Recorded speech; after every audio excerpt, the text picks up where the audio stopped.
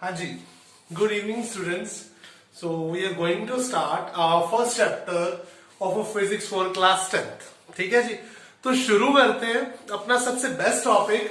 तो चलिए with a new energy, new era, let's start to learn physics for class 10th. Let's begin. Our chapter is reflection of light. Reflection of light को आप कैसे define कर सकते हो? बहुत सारे बच्चों के मन में कंसेप्ट डर होता है, हाँ जी फिजिक्स पता नहीं क्या होगा, बट इसमें कुछ भी डरने वाली बात नहीं. Let's enjoy. पिक्चर को साथ साथ नोट करते जाइए, अपनी लैंग्वेज में आप इसे लिख सकते हो. It's a quite easy topic. Okay let's. तो चलिए हमें क्या पता होता है कि रिफ्लेक्शन कहां होती है? Reflection is always on the reflecting surface, यानी मिरर, यानी जिसपे आप देखते कोई चीज स्ट्राइक करे और वापस निकले ना. तो मैं यहाँ पे लेके चलता हूं, देयर इज अ मिरर. ठीक है, तो इसके ऊपर कोई लाइट ने क्या किया? स्ट्राइक करा, इंसिडेंट करा. ठीक है, इसको इंसिडेंट करा, ये रिफ्लेक्ट बैक होगी. ठीक है जी, तो इसको डिवाइड करते हुए एक लाइन आई. ठीक है, ये एंगल आई बन गया, ये एंगल आर बन गया. अब बोलते हो गया सर ये क्या करवा रहे हो, तो कुछ बल्ले ही नहीं बन रहा. मैंने भी शांति रखो, शुरू करते हैं. Reflection, phenomena of bouncing back of light when light incident on this reflecting surface. यानी जब आपकी कोई लाइट, यानी आपकी ये इंसिडेंट रे किसी रिफ्लेक्टिंग सरफेस के ऊपर स्ट्राइक करेगी, दिस टाइप कोई भी लाइट रिफ्लेक्टिंग सरफेस के ऊपर स्ट्राइक करेगी तो रिफ्लेक्ट बैक करेगी.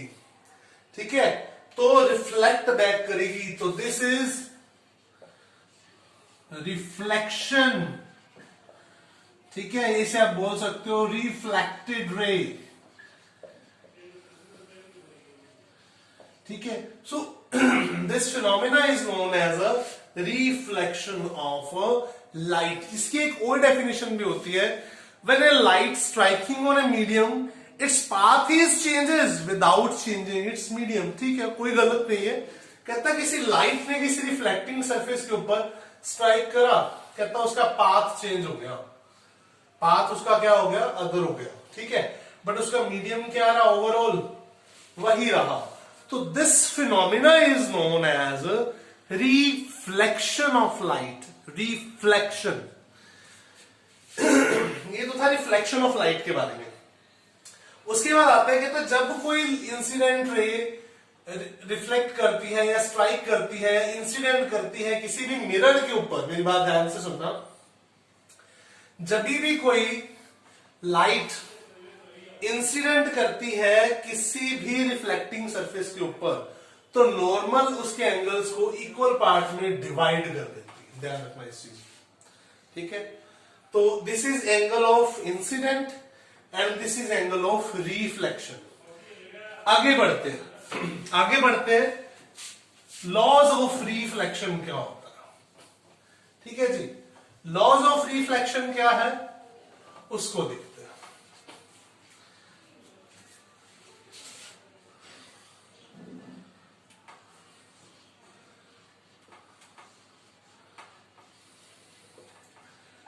लॉज ऑफ रिफ्लेक्शन क्या होता है? क्लास 10 के स्टूडेंट्स के लिए बहुत इंपॉर्टेंट टॉपिक है.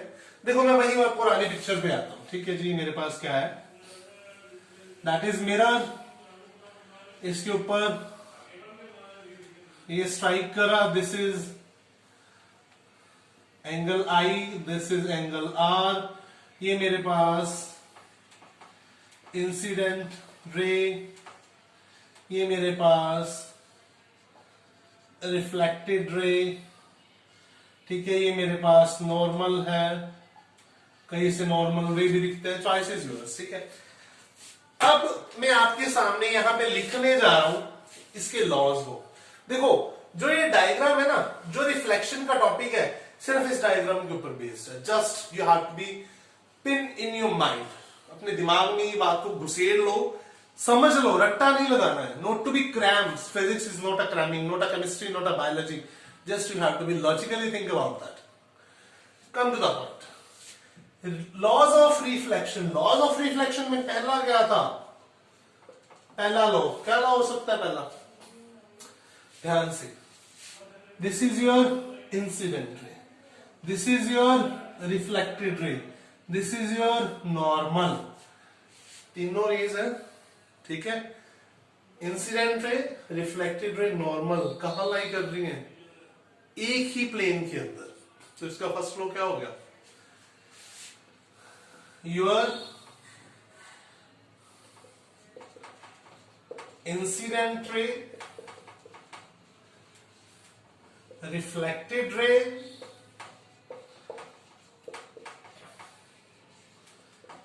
normal, all lies in a same plane. ठीक है. ये क्या करते हैं?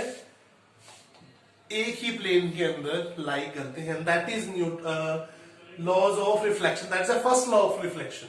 That is the first law of reflection. ठीक है जी. चलिए आगे चलते हैं. न्यूटन का न्यूटन की बात आ रही है, don't mind. Laws of reflection. Second law of reflection क्या आएगा? सभी ने नोट कर लिया? Incident ray, reflected ray, normal, all lies in a same plane. यानी एक ही प्लेन के अंदर ये सारे लाई करते हैं. इसका सेकेंड लॉ देखो क्या आएगा.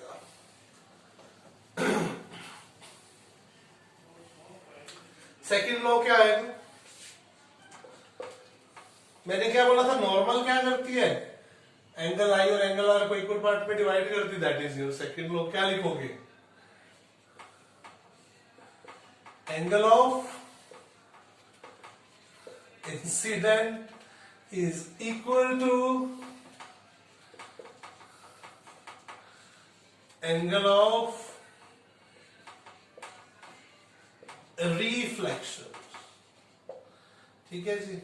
Angle of reflection, that is your second law of reflection. चलिए, ये तो था हमारा जस्ट एक introduction to the reflection of a light. चलो आगे करते हैं इसके रिगार्डिंग में काम थोड़ा. तो लेट्स स्टार्ट टू लर्न. भाई बोर नहीं होने वाला टॉपिक है, सबसे इजी है. ठीक है. तो लॉकडाउन फॉर गॉड ग्रेस की खत्म हो जाए और we will learn effectively more and more. ठीक है. अब कंटिन्यूस वीडियो आएंगी. सॉरी स्टूडेंट्स, आप लोग की कॉल्स आएंगे, सर आपने वीडियोस नहीं डाली. +1 +2 +1 का भी एक टॉपिक डाला, +2 की 2 वीडियोस के बाद जैसे जैसे कनक का सीजन आता है, I am feeling not well on that time. तो I am okay now and आपके सामने हूं, तो ये वीडियो लेके आया हूं. ठीक है. तो अब कंटिन्यू ट्रेंड चलेगा. ठीक है. तो कोई इश्यू नहीं है. Hope for the best. मेरी तरफ से 100% जाएगा. मेरी तरफ से कोई स्किपिंगनेस नहीं होगी. कंटिन्यूसली आप लर्निंग करेंगे. ठीक है. Keep spotting, keep subscribing. अच्छा लगे तो कमेंट करना. अगर कुछ डाउट भी हो तो प्लीज कमेंट जरूर कर दिया करो कि सर इसमें ये समझ नहीं आया. तो I will give you respond और उसके ऊपर आपको कमेंट का जो भी सेशन होगा, नेक्स्ट सेशन में मैं आप लोग को थैंक्स बोल के उसका जो है कंटिन्यू करूंगा कि इस बच्चे को ये डाउट था, मैं इसको दोबारा से क्लैरिफाई करने जा रहा हूं. ठीक है. आगे आते हैं. प्रॉपर्टीज ऑफ अ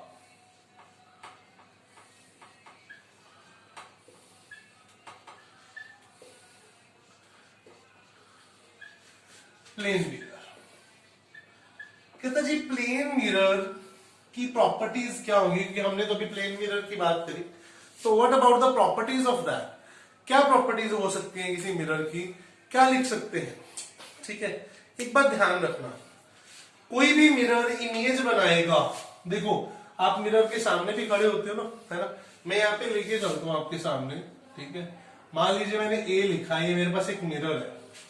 अब इसकी प्रॉपर्टीज को मैं आपके सामने जस्ट प्रूव करने जा रहा हूँ. आपकी बुक में पता नहीं किस तरह से करी होंगी, अलग अलग है मेथड, मुझे उससे कोई लेना देना नहीं. Just keep it in your mind कि हमने इसको कैसे लर्न करना है. ठीक है. Properties of a plane mirror. ठीक है.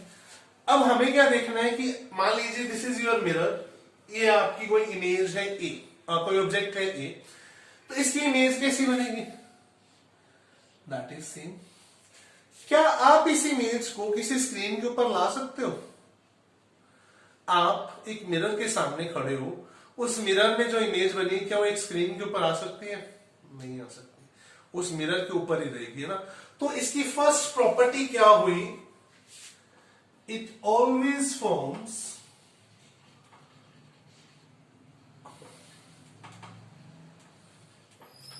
Virtual image.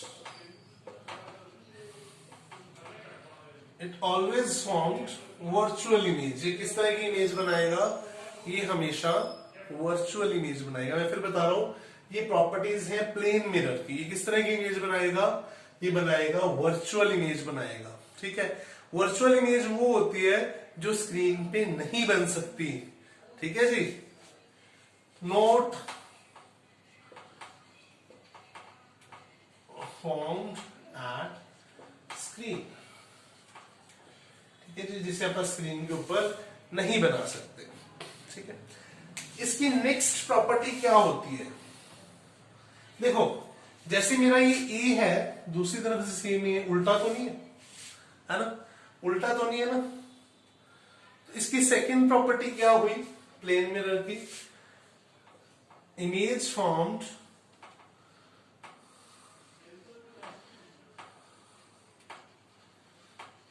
is always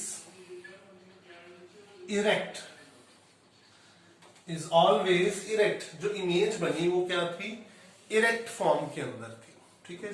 तो लेट्स बिगिन विद दैट, ठीक है। तो image formed is always erect. चलिए थर्ड प्रॉपर्टी की तरफ बढ़ते हैं प्लेन मिरर की। थर्ड प्रॉपर्टी क्या हो सकती है? Anyone can tell me? Third property क्या हो सकती है प्लेन मिरर की? Please anybody can tell me what will be the property here? हाँ जी, एनीबडी कैन। स्टूडेंट्स थोड़ा दिमाग लगाओ कि ए वाली एग्जांपल लेके आप इसको बड़े अच्छे से पढ़ सकते हो कि इसकी प्रॉपर्टी क्या हो सकती है। हाँ जी, क्या हो सकती है? चलिए थर्ड, ध्यान से देखना। It is laterally inverted, LATERALLY। अब आप बोलोगे सर लेटरली इन्वर्टेड, इन्वर्टेड मतलब उल्टा, लेटरली क्या हो सकता है? ध्यान से अपने दिमाग लगाओ, कुछ नहीं है इसके अंदर। लेटरली इन्वर्टेड, फिर वही ये वाली चलो हाथ की 5 उंगलियों की बात करता हूं, ठीक है। जैसे एक एग्जांपल लेके चलता हूं, ये मेरी 5 उंगलियां, इसके बीच में एक मिरर लगे, तो इसकी इमेज क्या बनी? ये बनी, ठीक है। अब आपका थंब कहां है? ये first finger, second finger, third finger, fourth finger, ये आ गई। तो क्या ये इमेज इसके ऊपर मैं रखी, अगर मैंने इसके ऊपर ये इमेज कर दी तो क्या ये सेम आ रही है? इसका मतलब होता है लिटरली इन्वर्टेड, यानी जो आपका राइट में है वो आपका लेफ्ट में दिखता है, या जो आपका लेफ्ट में है वो राइट में दिखता है। तो इसका मतलब ये होता है कि ये जो चीज यहाँ है उसकी उल्टी इमेज यहाँ बनती है, ठीक है ना। आप इसको करके देखना, आपने टी शर्ट डाली होगी, ऊपर लिखा होगा ना फिगैरियो या वट एवर कुछ भी लिखा होगा, तो उसकी आपको उल्टी इमेज दिखेगी मिरर के अंदर, ठीक है। आप करके देख लेना। आपने अगर यहाँ पे बी लिखा होगा ना, मान लीजिए आपने यहाँ पे बी लिखा है, तो यहाँ पे आपको बी इस तरह से दिखेगा, साइज सेम होगा, ठीक है। वही भी प्रॉपर्टी करेंगे। अगली प्रॉपर्टी वही मैंने बोल दी, the size of object and image is same. Size same होगा, लिटरली इन्वर्टेड होंगे। लिटरली इन्वर्टेड को लिख लो, right side appears to be left and vice versa. And we लिख लो वाइस वर्सा। आपकी अपनी कॉपी पे इसको डिटेल में लिख लेना, ठीक है। अब आपको मेरी आवाज भी क्लैरिफाइड होगी कि सर ने कैसे बोला है, ठीक है। तो इसकी fifth property, last but not the least, we can say क्या हो सकती है? हाँ जी, क्या हो सकती है? कहता देखो, जितनी इमेज की दूरी होगी, जितनी इमेज आपकी छोटी होती जाएगी, यानी जैसे मैं मिरर के बिल्कुल इस तरह से पास आके खड़ा हो गया तो मेरी इमेज इसकी बिल्कुल पास होगी। जैसे जैसे मैं दूर जाता जाऊंगा तो इमेज भी क्या होती जाएगी, दूर होती जाएगी। ठीक है, तो ये दिस पॉइंट था। When you are in the front of a mirror it appears to be close. When you are moving away from the mirror, it is going to be, image is going to be far apart. ठीक है, you can write by your own language. ठीक है, थोड़ा typical ना हो जाए कि when you are close to the mirror, the image is also closed. When you are moving apart from the mirror, the image is always moving apart. These are the 5 properties of a plane mirror. तो आज के लिए इतना ही रहेगा। ठीक है, तो कल अपन नेक्स्ट वीडियो के साथ with in quick working with in types of spherical mirrors and its image formation, कल जल्दी ही मिलेंगे। कल मतलब कल। Okay, thank you so much students.